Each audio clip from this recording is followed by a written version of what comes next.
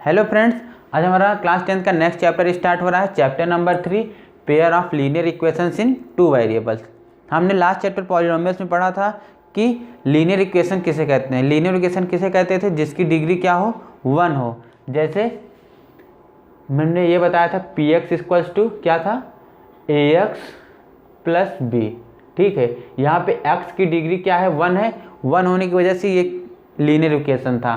जहाँ पे a and b क्या था, a एंड b हमारा क्या था, एक रियल नंबर्स है, रियल नंबर। ठीक है, अब यहाँ पे लीनियर इक्वेशन टू वेरिएबल्स कहने का मतलब है कि जैसे मान लेते हैं कोई इक्वेशन है 3x plus 4y plus 5 equals to 0। ये हमारा क्या है, linear equation in two variable है। मतलब इसमें दो वेरिएबल यूज हुए हैं, एक क्या है x है और दूसरा क्या है y है। और लीनियर कहने का मतलब है कि इसकी भी डिग्री क्या है, 1 है और इसकी भी डिग्री क्या है, 1 है। इस वजह से क्या है, linear equation in two variable. लेकिन चैप्टर का नाम है pair of linear equations in two variable. मतलब इसमें linear equation in two variable का दो इक्वेशन रहेगी। मान लेते हैं दूसरा क्या है, x minus 2y plus 3 equals to 0। तो ये हमारी क्या हो जाएगी, सेकेंड इक्वेशन हो जाएगी। इन्हीं दोनों इक्वेशन को मिलाकर हम लोग क्या कहते हैं, pair of linear equation in two variables कहते हैं। ठीक है, और इस pair of linear equation in two variable की जो स्टैंडर्ड फॉर्म ऑफ इक्वेशन थी वो क्या हो जाएगी, जैसे क्या है ax plus by plus c equals to 0। ये स्टैंडर्ड इक्वेशन है, जनरल इक्वेशन है linear equation in two variable की। अब इसमें कह रहा है पेयर ऑफ लीनियर इक्वेशन, इसका मतलब ऐसी ही दो इक्वेशन होती हैं ax प्लस by प्लस सी। अब इन दोनों का जो नेमिंग है वो सेम हो गई। इसको हम लोग चेंज करने के लिए क्या कहते हैं, a1 b1 और c1, और इसको क्या कहते हैं a2 b2 और c2। ठीक है, तो ये हमारी क्या हो जाएगी, general equations of pair of linear equation in two variables. ये हो जाएगी general equation of pair of linear equations, linear equations ये हो जाएगी जनरल इक्वेशंस हो जाएंगी।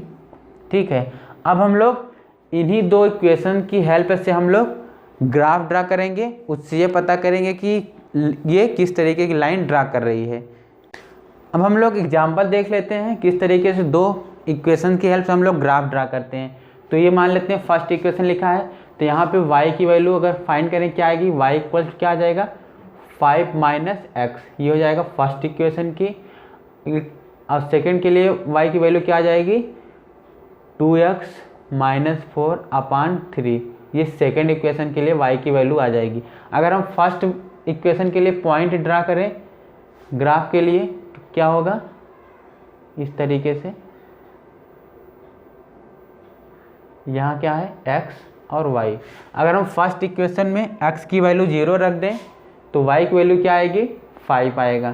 ठीक, फिर यहाँ पे x की वैल्यू अगर हम 1 रख दें तो y की वैल्यू क्या आ जाएगा, 4 आ जाएगा।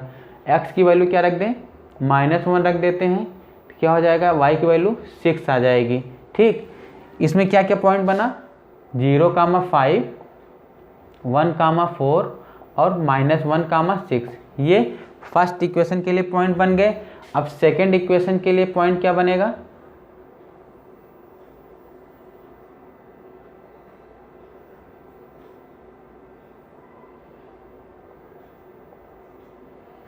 x की वैल्यू अगर हम -1 रख देते हैं, x की वैल्यू अगर हम -1 रख देंगे तो क्या हो जाएगा, -2 और -4 क्या हो जाएगा, -6। दैट इज y की वैल्यू क्या आ जाएगी, -2 आ जाएगी। अगर हम x की वैल्यू 2 रख दें तो क्या हो जाएगा, 2 × 2 4, 4 - 4 क्या हो जाएगा, y की वैल्यू 0 हो जाएगी। अगर हम x की वैल्यू -4 रख देंगे क्या हो जाएगा, -4 × 2 -8, -8 और 4 -12 अपान 3 क्या हो जाएगा, -4।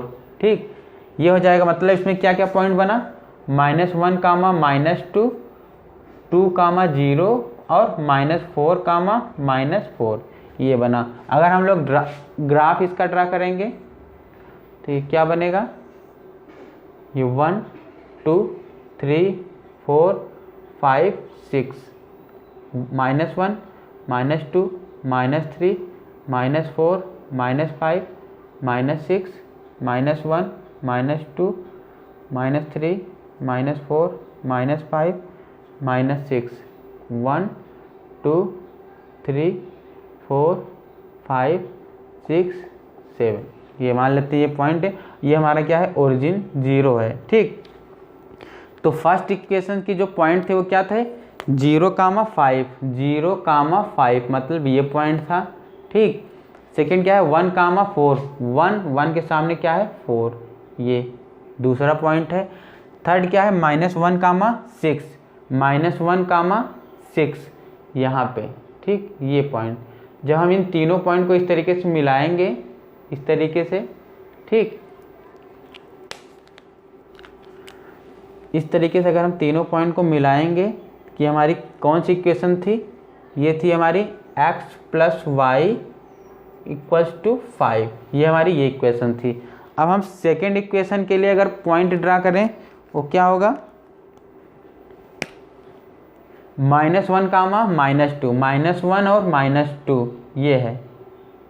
ठीक, -1, -2 ये है। सेकेंड क्या है 2,0 2,0 मतलब ये पॉइंट हो गया।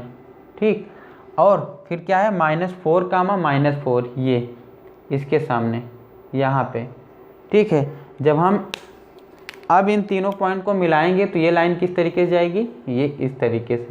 इसका मतलब है ये कौन सी इक्वेशन थी, 2x - 3y = 4। ठीक है, इस तरीके से हम लोग ग्राफ ड्रा कर सकते हैं। अब हम लोग ये देखेंगे कि ये जो दोनों लाइंस हैं, पेयर ऑफ लीनियर इक्वेशंस हैं, वो आगे चल के क्या कर रही हैं, कट कर रही हैं, या फिर एक दूसरे के पैरेलल हैं, या फिर एक दूसरे के इंटरसेक्ट कर रही हैं। तो ये हम लोग देखेंगे। अब हम लोग लाइंस का नेचर के बारे में देखेंगे। जैसे पेयर ऑफ लीनियर इक्वेशन की जो स्टैंडर्ड फॉर्म थी दोनों की क्या थी, a1x + b1y + c1 = 0, ये फर्स्ट इक्वेशन थी। और सेकंड क्या है a2x + b2y + c2 = 0, ये क्या थी हमारी सेकंड इक्वेशन थी।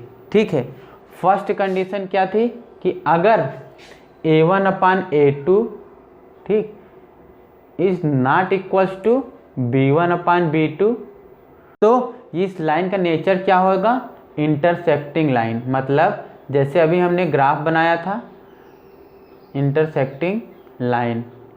ठीक है, मतलब अभी जो हमने ग्राफ बनाया था यहाँ और यहाँ, अगर इसको हम आगे प्रोसीड करते तो ये पॉइंट आगे जाकर क्या कर रही थी, कट करती आगे अगर प्रोसीड करते, तो ये इंटरसेक्टिंग लाइन थी।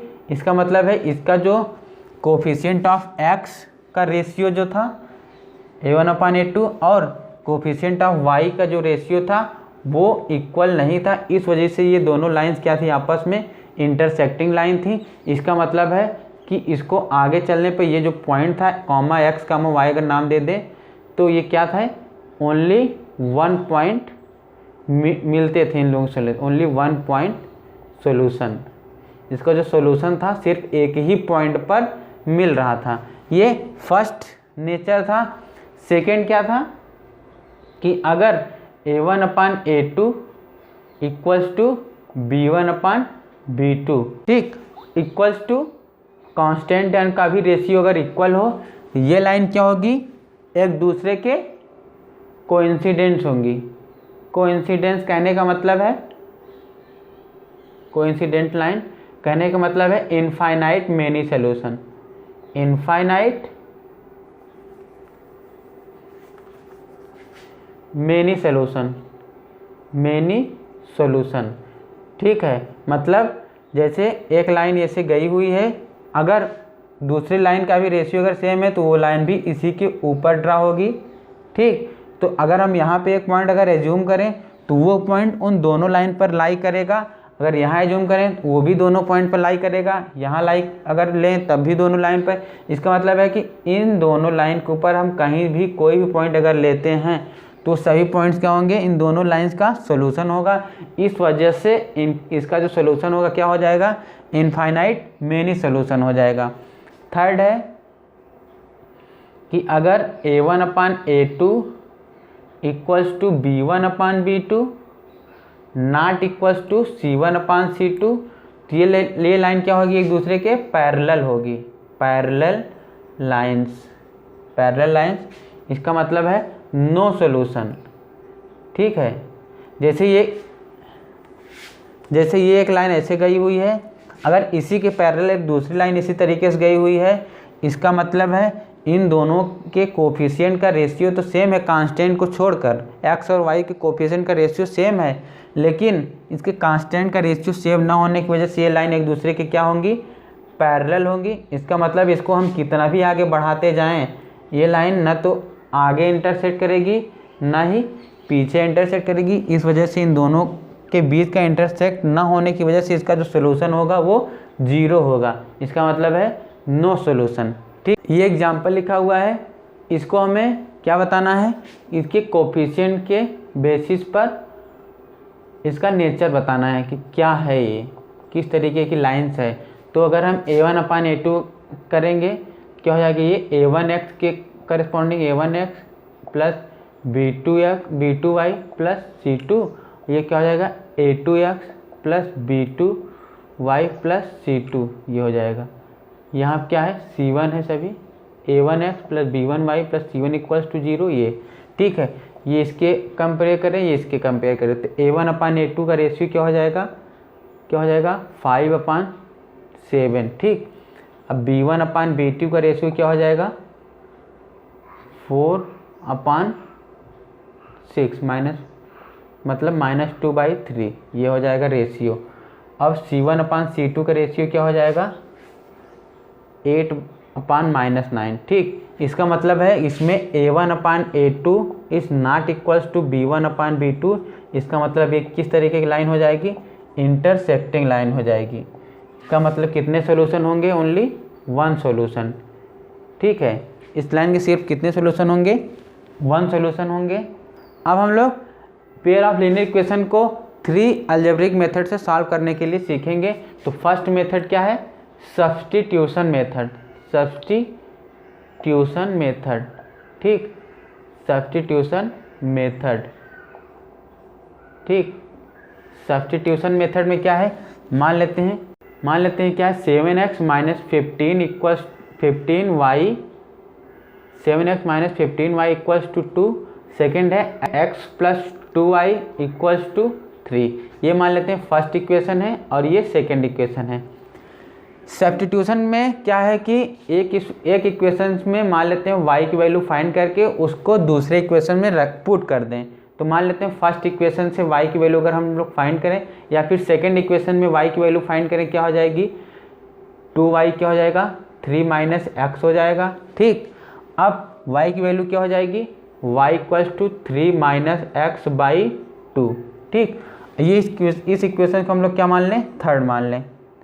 अब इस थर्ड इक्वेशन की जो y की वैल्यू है इसको हम लोग उठा कर कहाँ रख दें, फर्स्ट इक्वेशन के y की प्लेस पर। तो putting equation third in first we get, क्या होगा, 7x minus 15 3 minus x by 2 equals to 2। ठीक, 7x minus 45 plus 15x by 2 equals to 2। ठीक, अब इसको हम लोग सॉल्व करेंगे तो 14x minus 45 plus 15x equals to, cross multiplication हो जाएगा, 2 इंटू 2 4 हो जाएगा। ठीक, तो 15x और 14x क्या हो जाएगा, 29x, और ये 45 इधर जाएगा तो क्या हो जाएगा, 49। तो x की वैल्यू क्या आ जाएगी, 49 अपान 29। ठीक, यहाँ हमें x की वैल्यू पता चल गई। अब इसी x की वैल्यू को हम उठाकर किसी भी इक्वेशन में रख देंगे तो हमें क्या मिल जाएगा, y की वैल्यू कर दें। मान लेते हैं सेकेंड इक्वेशन रख देते हैं, तो x plus 2y equals to 3। x की वैल्यू क्या थी, 49 अपान 29 प्लस 2y इक्वल्स टू 3। तो y की वैल्यू 2y की क्या हो जाएगी, 3 माइनस 49 अपान 29। ठीक, 2y इक्वल्स टू क्या आ जाएगा 29 इंटू 3 क्या हो जाएगा 27, ठीक। 87 माइनस 49 अपान 29, ठीक। 2y क्या हो जाएगा 8, क्या हो जाएगा 7 माइनस 4 क्या हो जाएगा 3 अपान 29, ठीक। जब इसको अब सॉल्व करेंगे तो y इक्वल्स क्या आ जाएगा 38 अपान 2 इंटू 29, तो 2 से 38 कैंसिल हो जाएगा 19, तो 19 अपान 29 ये y की वैल्यू आ जाएगी। अब हमारा सेकंड है एलिमिनेशन मेथड। जैसे मान लेते हैं फर्स्ट इक्वेशन क्या है x plus y equals to 5, second है 2x माइनस 3y 4, ठीक। ये फर्स्ट इक्वेशन है और ये सेकेंड इक्वेशन है।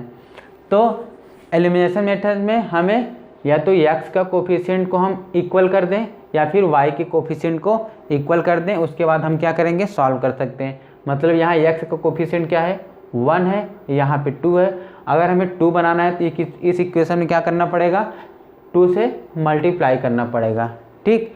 2 से मल्टीप्लाई करेंगे तो यहाँ पे क्या हो जाएगा फर्स्ट इक्वेशन क्या हो जाएगी 2x हो जाएगी प्लस 2y हो जाएगा, क्या हो जाएगा 10 हो जाएगी। ये फर्स्ट वाली इक्वेशन है, ठीक। अब हमको क्या करना है इन दोनों इक्वेशन को एलिमिनेट करना है, इसको माइनस कर देंगे। मतलब इस इक्वेशन में से इसको माइनस कर देंगे, क्या हो जाएगा 2 माइनस 2 क्या हो जाएगा कैंसिल हो जाएगा। फिर माइनस प्लस माइनस करेंगे तो क्या हो जाएगा माइनस 5y हो जाएगा। इधर क्या हो जाएगा माइनस प्लस प्लस क्या हो जाएगा माइनस, क्या हो जाएगा माइनस 6 हो जाएगा। तो y की वैल्यू क्या आ जाएगी 6 अपान 5 हो जाएगी, ठीक। इस तरीके से हम लोग y की वैल्यू फाइंड कर सकते हैं। अब यही y की वैल्यू इनमें से किसी भी इक्वेशन में रख देंगे। जैसे x plus y equals to 5 दिया हुआ है, x प्लस 6 अपान 5 y की वैल्यू पुट कर दिए, x equals to 5 minus 6 upon 5, x equals to 25 minus 6 upon 5, that is x की वैल्यू क्या आ जाएगी 19 अपान 5। ये इस तरीके से, ठीक है। तो x की भी वैल्यू हम यहाँ फाइंड कर लिए और y की भी वैल्यू हम फाइंड कर लिए by the method of elimination. अब नेक्स्ट हमारा क्या है थर्ड है cross multiplication method. Cross multiplication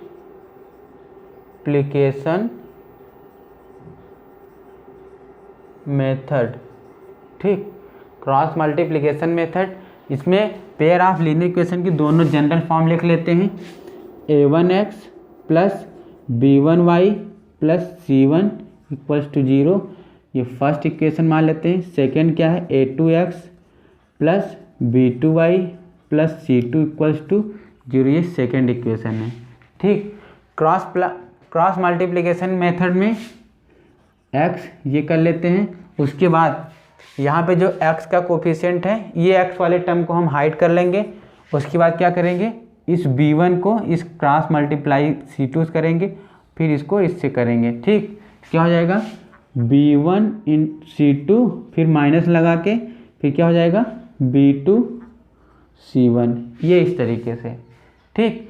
फिर ये किसके इक्वल होगा y वाले कोफिशिएंट के, ठीक। अब यहाँ पे y वाला हाइड कर लेंगे, ठीक, उसको हटा देंगे। अब y वाले को हम हाइड करेंगे तो ये a1 किसके साथ क्रॉस मल्टीप्लिकेशन होगा c2 के साथ और ये a2 इसके साथ, ठीक। क्या हो जाएगा फिर y के नीचे a1 c2 minus a2 c1, फिर ये कांस्टेंट की जगह क्या रहेगा 1 रहेगा, ठीक। अब इन दोनों कांस्टेंट को अगर हम हाइड कर लें, अगर इन दोनों कांस्टेंट को हाइड कर लें क्या रहेगा a1 into b2 minus a2 into b1, ठीक, इस तरीके से। तो ये हमारा क्या हो जाएगा क्रॉस मल्टीप्लिकेशन मेथड। जैसे हम एग्जांपल ले लेते हैं इसका कोई एक एग्जांपल। जैसे मान लेते हैं फर्स्ट इक्वेशन है 2x plus y equals to 5, ये हमारी क्या थी फर्स्ट इक्वेशन है। सेकेंड है 3x plus 2y equals to 8, ये हमारी क्या है सेकेंड इक्वेशन है, ठीक। अब हमको इसको जनरल इक्वेशन के तरीके से लिख लेते हैं। क्या लिख लेते हैं कि ये क्या हो जाएगी, जनरल के ऊपर ही लिख देते हैं 2x plus y minus 5 equals to 0। ठीक, ये फर्स्ट इक्वेशन हो गई। और सेकेंड क्या है, 3x plus 2y minus 8 equals to 0। ये इस तरीके से हो गई। अब हमको इस तरीके से सॉल्व करना है, x equals to y equals to 1। ठीक, अब यहाँ क्या करें, x के कोफिशिएंट को मान लेते हैं इसी के नीचे लिख देते हैं, equation 2x plus y minus 5 equals to 0। x के कोफिशिएंट को एक x वाले टर्म को हाइड कर लेते हैं, क्या बचेगा 2 इंटू माइनस 5 माइनस क्या हो जाएगा 1 इंटू माइनस 8, 1 इंटू माइनस 8। ठीक, ये इस तरीके से रहेगा। अब y के लिए y वाले टर्म को हाइड कर लें, क्या हो जाएगा 3 into minus 5, 3 into minus 5 minus 2 into minus 8, 2 into minus 8, ये इस तरीके से। ठीक, फिर अब कांस्टेंट वाले टर्म को हाइड कर लें, क्या हो जाएगा 1 into 3, 1 into 3 minus 2 into 2, 2 into 2। ठीक, इस तरीके से हम लोग ये लिख लेंगे। फिर x के नीचे क्या आ जाएगा, x अपान माइनस 10 क्या हो जाएगा प्लस 8। फिर ये क्या हो जाएगा y के नीचे माइनस 15 प्लस 16 क्या हो जाएगा 1 अपान 3 माइनस 4, ये इस तरीके से। फिर x के नीचे क्या हो जाएगा, x माइनस 10 और प्लस 8 क्या हो जाएगा माइनस 2, y के नीचे क्या हो जाएगा 1 और 1 अपान माइनस 1। ठीक, अब ये वाला टर्म एक बार कांस्टेंट के इक्वल x वाला टर्म करेंगे, फिर एक बार y वाला टर्म इक्वल करेंगे, क्या हो जाएगा x minus 2 equals to 1 upon minus 1, that is क्या हो जाएगा x by 2 that is minus 1, और x की वैल्यू क्या हो जाएगी माइनस 2, x की वैल्यू क्या आ जाएगी माइनस 2 के बराबर हो जाएगी। उसी तरीके से y की वैल्यू y अपान 1, 1 अपान माइनस 1। ठीक, 1 अपान माइनस 1, इस तरीके से y की वैल्यू क्या आ जाएगी माइनस 1। ठीक, क्रॉस मल्टीप्लिकेशन मेथड से हम लोग y की वैल्यू भी फाइंड कर सकते हैं।